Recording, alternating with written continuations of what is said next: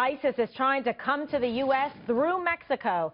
An American man accused of trying to join ISIS telling investigators the brutal terror group wants to open routes from Syria to the U.S. that goes straight through Mexico. Fox News correspondent Brian Yenes is here to talk about it. Brian, so what can you tell us? This is a very disturbing report because so much discussion is going on in the press and the news these days about open borders and the direct threat that it relates to national security. Good evening, Kimberly. That's exactly right. You know, 21-year-old Guled Ali Omar, prosecutors say that he had conversations with his accomplices and other people here about trying to enter Syria through Mexico by crossing the border. Then he intended to tell ISIS how exactly he did that so that ISIS could then use that exact same route to get into the United States through Mexico and bring in fighters to potentially mount attacks in the United States. Now, he is one of 4 accomplices who was arrested a year ago to the day to this month in Minnesota for conspiring to really provide material aid or support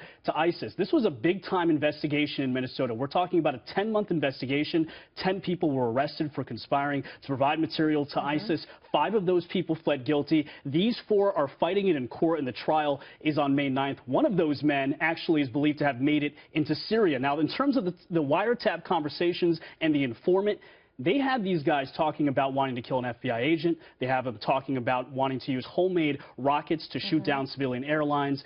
And at one point, it's not only the fact that they have these conversations about wanting to enter through the Mexican border, but it's also the intent. Some of these men were caught in airports in San Diego. One caught by the FBI on a plane boarding in New York, intending to head to Syria. So it's not just somebody who's just saying these things, prosecutors say. They're clearly trying. They're not theorizing on it. They're actually actively pursuing this. So, you know, really the question is, how serious is the threat on the border right now?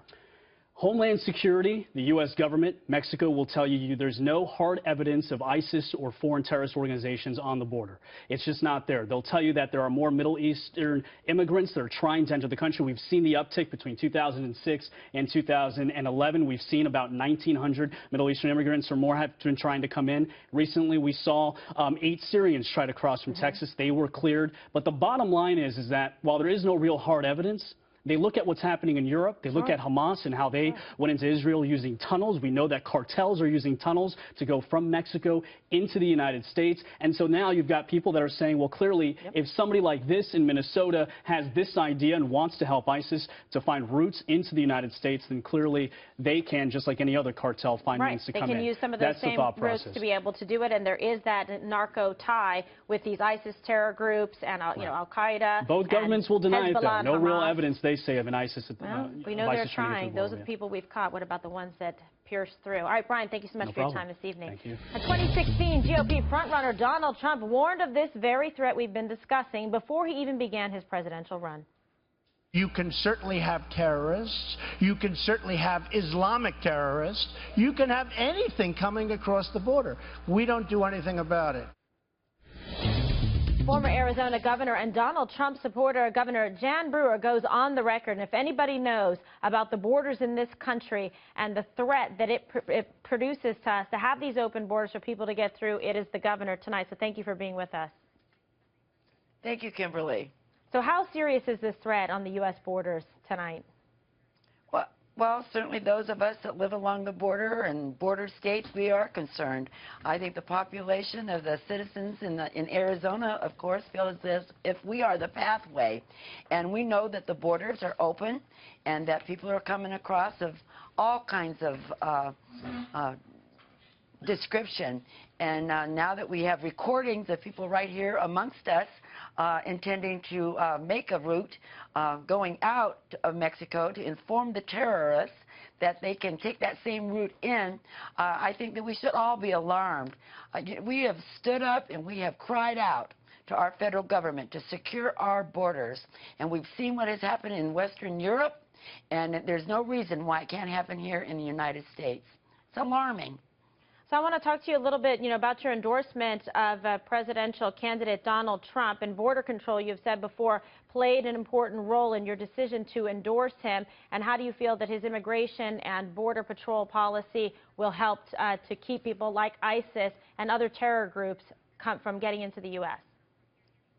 Well, I think that Mr. Trump understands the the necessity of the federal government doing their job, and by securing our borders, by building the wall, getting more boots on the ground, using technology, so that people in the United States will feel safe, and certainly the people in the border states will feel safe, and that people that ranch and farm along the border can walk outside their property without being fearful.